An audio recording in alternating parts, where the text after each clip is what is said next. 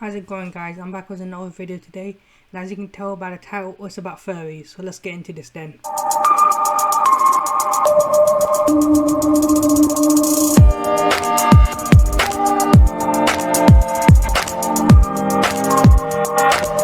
I'm not too sure if any of you guys are familiar with furries or whatever. I guess it's kind of hard to define them, but like this is the closest thing I can find on the Urban Dictionary. So there is no single definition of what a furry is.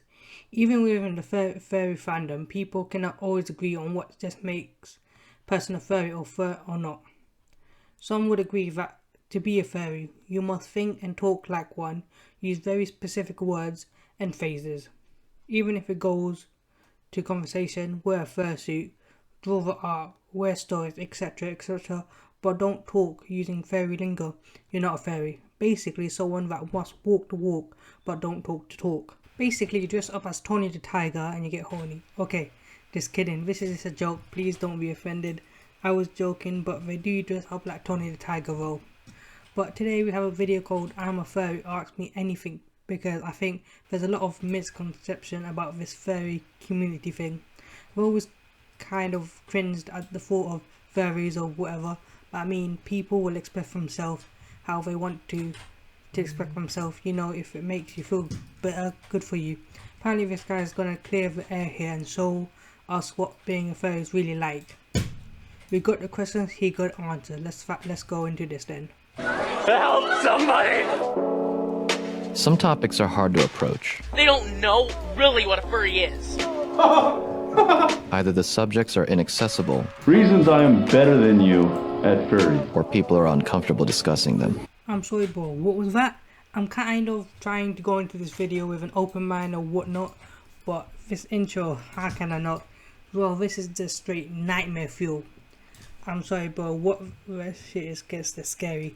I'm just saying, just express yourself or whatnot, but if somebody runs up to me dressed like Sonic the Hedgehog, I'm smacking the shit out of you.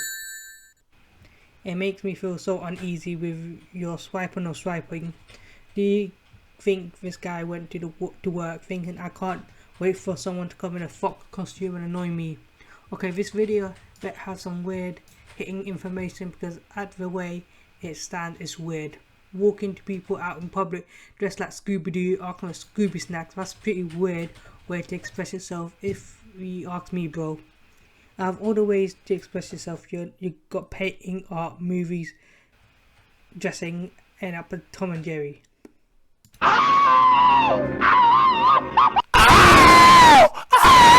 They don't know really what a furry is. Hi.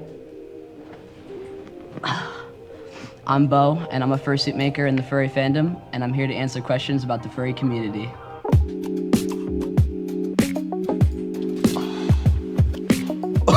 I'm sorry, I just see the foot. I got scared.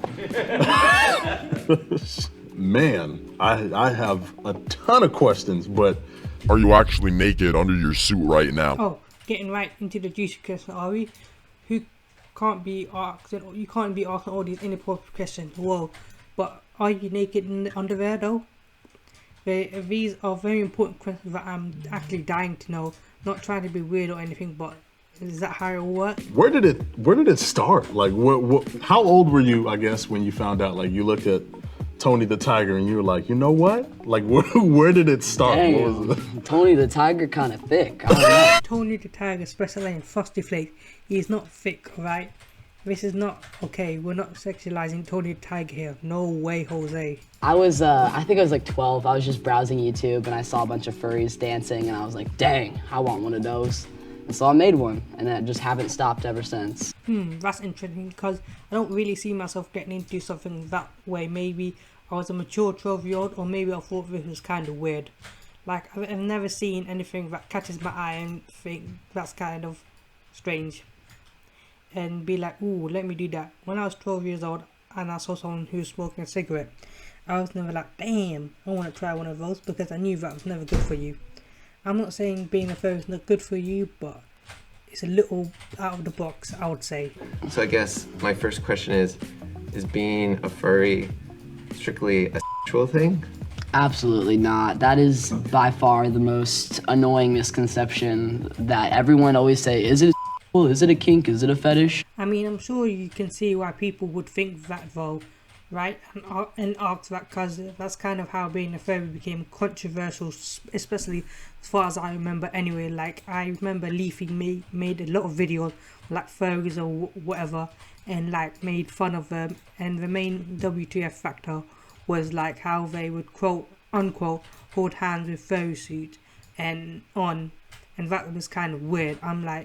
I'm getting that some people are into different things, but when they come to that, it's a bit odd. No, but of course there are people who are in it and do that stuff, and that's perfectly fine. People can do whatever they want. People can enjoy themselves, but on a base level, it's just about art, it's just about costumes, and it's just about being yourself. Well, is it really about being yourself if you're dressed up as a cartoon animal character? And I'm looking at you now with that head of a mask off, and I'm like, okay, that's a person, like, that's you, but are you trying to say that you're yourself with that thing on? Because, to be honest, that thing just scares me. Like, if I saw you out on the street, I'd probably just bolt it or something. All these people out here worrying about the coronavirus, try the furry virus, bro. That's on another level. How does your family feel about you being a furry? My family is very supportive. They've taken me to conventions. They were actually the ones to tell me to start making costumes as a young child. And that they're pretty much what enabled me to get into it and to continue doing this. Well, I know the fact, if I ever told my mum, hey mum, I'm a furry, the world would have stopped. I think reality would just fall like that, just so fast from that ever happening, because that would never happen. She'd probably beat me over the head. I'm not even sure how I would react if one of my future children came up to me and say, Pa, I'm a furry.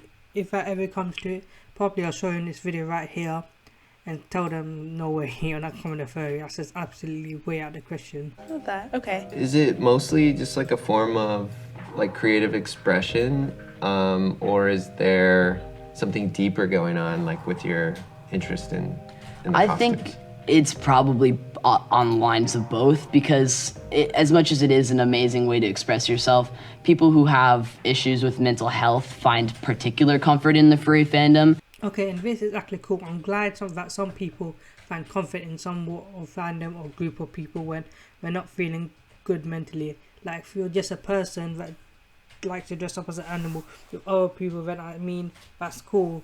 Just like this guy, I guess. Okay, that's creepy. And if I ever saw a grown man laughing in a furry costume, I'm calling the police straight away. No question asked. Spiritual aspect, and there's also the cosplay aspect.